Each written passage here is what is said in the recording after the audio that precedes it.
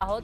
राज्य सरकारच्या महत्त्वाकांक्षी अशा शक्तिपीठ महामार्ग प्रकल्पाबाबत महत्त्वाची माहिती समोर आली आहे। शक्तिपीठच्या मार्गामध्ये काही ठिकाणी बदल होऊ शकतो असे संकेत मुख्यमंत्री फडणवीसांनी दिलेत। अनौपचारिक गप्पांवेळी मुख्यमंत्र्यांनी या संदर्भात संकेत दिले। 3.5 शक्तिपीठ आणि तीर्थस्थळांना जोडणाऱ्या महामार्गाला काही जिल्ह्यांमध्ये विरोध होतोय। या संदर्भात भाष्य करताना मुख्यमंत्र्यांनी सूचक अशी माहिती दिली आहे। यानुसार आता सोलापूर, सांगली आणि कोल्हापुरातून जाणाऱ्या मार्गात बदल होण्याची शक्यता आहे।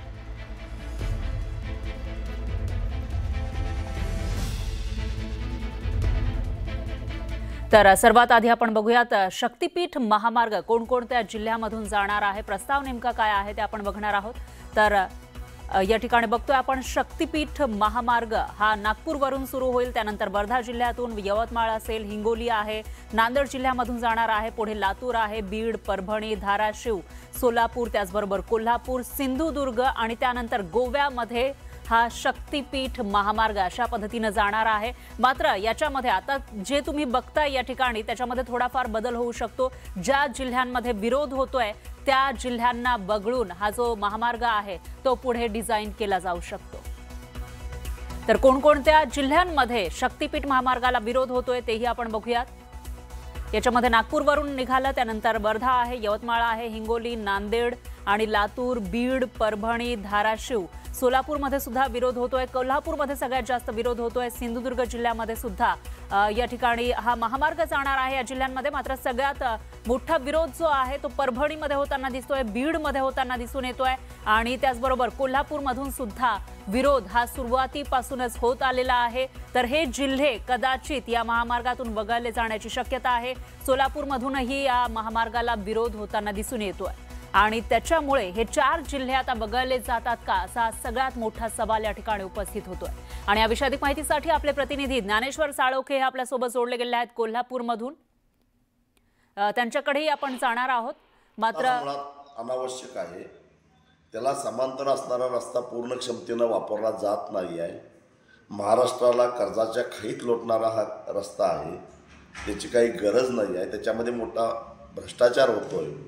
त्यामुळे एकतर हा रस्ताच रद्द केला पाहिजे असं 12च्या 12 जिल्ह्यातल्या शेतकऱ्यांचं ठाम मत आहे।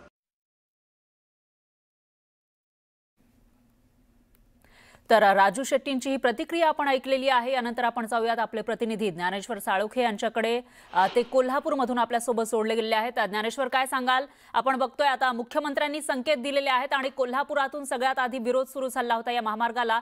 इथल्या लोकांचं नेमकं काय म्हणणं आहे आणि पुढे काय होऊ शकते या महामार्गाचं?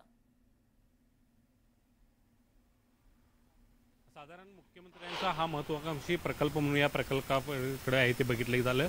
साधारण 802 किलोमीटरचा हा महामार्ग आहे आणि यामुळे नागपूर ते गोवा हे अंतर केवळ 8 तासावरती येणार असल्याचा आहे तो दावा केला जात होता आणि त्याच पद्धतीने या महामार्गाची अलाइनमेंट केली होती। साधारण 12 जिल्ह्यातून हा महामार्ग आहे ते पुढे गोव्याकडे जाणार होता। पात्रादेवीपर्यंत त्याची अलाइनमेंट आहे ती आखण्यात आलेली आहे आणि त्या अनुषंगाने त्याचं कामकाज सुद्धा आहे ते सुरू झालं होतं।